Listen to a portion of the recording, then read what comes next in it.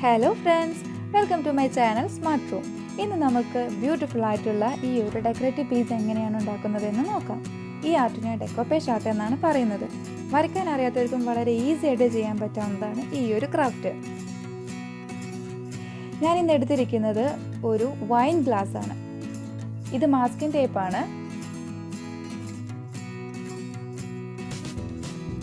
ഈ ഒരു masking tape ഉപയോഗിച്ച് ഇങ്ങനെ ഗ്ലാസിന് ചുറ്റും ഒട്ടിച്ചു കൊടുക്കണം. ഇങ്ങനെ ചെയ്യുമ്പോൾ നമുക്ക് കറക്റ്റ് റൗണ്ട് ഷേപ്പ് കിട്ടും. മാസ്കിംഗ് ടേപ്പ് ഇല്ലാത്തവർ ഒരു ത്രെഡ് വെച്ച് കെട്ടിക്കൊടുത്താലും മതിയാവും. ഇനി നമുക്ക് വൈറ്റ് അക്രലിക് പെയിന്റ് ഇതിന് മേലെ അപ്ലൈ ചെയ്യണം. ബ്രഷിന് പകരം ഞാനൊരു സ്പഞ്ച് വെച്ചാണ് ഇതുപോലെ ടാബ് ചെയ്ത് കൊടുക്കുന്നത്. ബ്രഷിനേക്കാളും കുറച്ചും കൂടി നമുക്ക് ഫിനിഷിംഗ് കിട്ടണമെങ്കിൽ ഇതുപോലെ ടാബ് ചെയ്ത് കൊടുത്താൽ മതിയാവും. 1-2 മണിക്കൂർ വെയിറ്റ് ചെയ്ത് കഴിഞ്ഞാൽ ഈ പെയിൻറ്റെല്ലാം നന്നായിട്ട് ഉണങ്ങി കിട്ടും. ഇനി നമുക്ക് ഈ ടാപ്പിൻ്റെ ആവശ്യമില്ല, നമുക്കിത് റിമൂവ് ചെയ്യാം. ഇതാണ് ഡെക്കോപേജ് ടിഷ്യൂ. ഇതിലെ ഓരോ ഫ്ലവേഴ്സിൻ്റെ ഡിസൈൻസും ഞാൻ ഇതുപോലെ സിസേഴ്സ് വെച്ച് കട്ട് ചെയ്തെടുക്കുന്നുണ്ട്. ഇനി ഓരോ ഫ്ലവേഴ്സും നമുക്ക് ഗ്ലാസ്സിൽ ഒട്ടിച്ചു കൊടുക്കണം.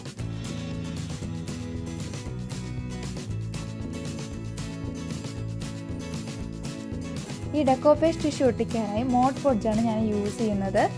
ഇത് ഫെവിക്രിൽ ബ്രാൻഡിൻ്റെ മോഡ് പൊഡ്ജാണ്. ഇതെല്ലാ ക്രാഫ്റ്റിൻ്റെ ഷോപ്പുകളിലും ഓൺലൈൻ ഷോപ്പിംഗ് സൈറ്റുകളിലും എല്ലാം ഈസിലി അവൈലബിൾ ആണ്. നമുക്ക് ആവശ്യമുള്ള ക്വാണ്ടിറ്റി എടുത്ത് ഒരു ബ്രഷ് ഉപയോഗിച്ച് ഇതുപോലെ ഗമ്മ് അപ്ലൈ ചെയ്യണം.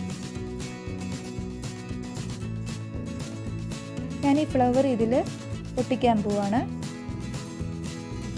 സോഫ്റ്റ് ആൻഡ് ജെൻറ്റിലായിട്ട് വേണം നമ്മൾ ഇതിൽ പ്രഷർ അപ്ലൈ ചെയ്യാനായിട്ട്. ടിഷ്യൂ വളരെയധികം തിന്നായത് കാരണം നന്നായിട്ട് കെയർ ചെയ്തിട്ട് വേണം ഇതിൽ പേസ്റ്റ് ചെയ്യാനായിട്ട്, അല്ലെങ്കിൽ ടിഷ്യൂ ഡാമേജ് ആയി പോകും.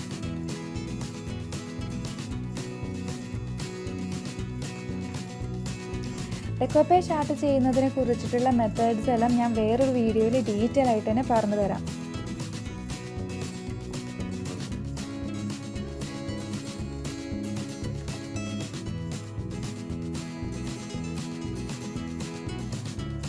ഇപ്പോൾ ഈ ഒരു ഫ്ലവർ ഞാൻ ഓൾമോസ്റ്റ് ഒട്ടിച്ച് കഴിഞ്ഞിട്ടുണ്ട്.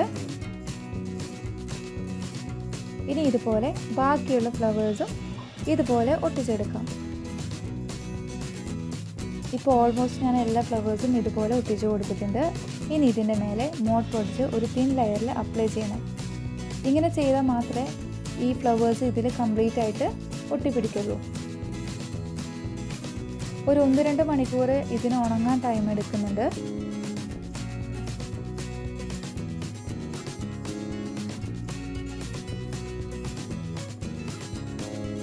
ഒരു ബീഡ്സിൻ്റെ ത്രെഡ് വെച്ച് ഞാൻ ഇതിനെ ഒന്ന് ഡീറ്റെയിലിംഗ് ചെയ്യുകയാണ്. ഇതുപോലെ സ്ട്രിങ് കട്ട് ചെയ്ത് ഇതിന് ചുറ്റും ഒട്ടിച്ചു കൊടുക്കാൻ പോവുകയാണ്.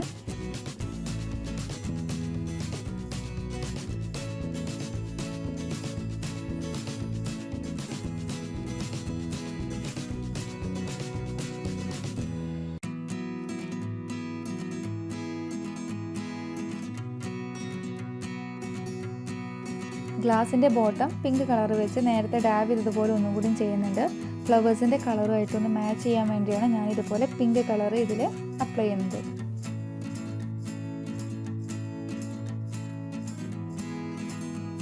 ഈ ഒരു ഗ്യാപ്പ് ഫില്ല് ചെയ്യാൻ വേണ്ടിയിട്ട് ഞാൻ നേരത്തെ യൂസ് ചെയ്ത ബീഡ്സിൻ്റെ ത്രെഡ് ഒന്നും കൂടി ഒട്ടിച്ചു കൊടുക്കുകയാണ്. നിങ്ങളുടെ കയ്യിലുള്ള മെറ്റീരിയൽസൊക്കെ വെച്ച് നിങ്ങൾക്ക് ഇഷ്ടമുള്ളതിനനുസരിച്ച് ഇത് ഡിസൈൻ ചെയ്യാൻ പറ്റാവുന്നതാണ്. ഞാൻ ഇതിലൊരു ഫ്ലവറും കൂടി എക്സ്ട്രാ വെച്ചപ്പം ഇത് കുറച്ചും കൂടി ഭംഗിയായിട്ടുണ്ട്. ഇത് ഗ്ലാസ് പെയിൻറ്റിങ്ങിൻ്റെ ഗോൾഡൻ കളറുള്ള ഔട്ട്ലൈനറാണ്. ഇത് വെച്ച് ഞാനൊരു ഡോട്ടായിട്ട് ഇതിനൊരു ഡീറ്റെയിലിങ്ങും കൂടി കൊടുക്കുന്നുണ്ട്. ഇത് കംപ്ലീറ്റ് ആയിട്ട് ഡ്രൈ ആയി കഴിഞ്ഞ് കഴിഞ്ഞാൽ നിങ്ങൾക്കിത് വാർണിഷ് അടിച്ച് സൂക്ഷിച്ച് വയ്ക്കാവുന്നതാണ്. ഇതുപോലെ നിങ്ങൾക്ക് ഇഷ്ടപ്പെട്ട രീതിക്ക് വൈൻ ഗ്ലാസ്സില്ലാതെ സാധാരണ ഗ്ലാസ്സിലും ഡിസൈൻ ചെയ്യാവുന്നതാണ്.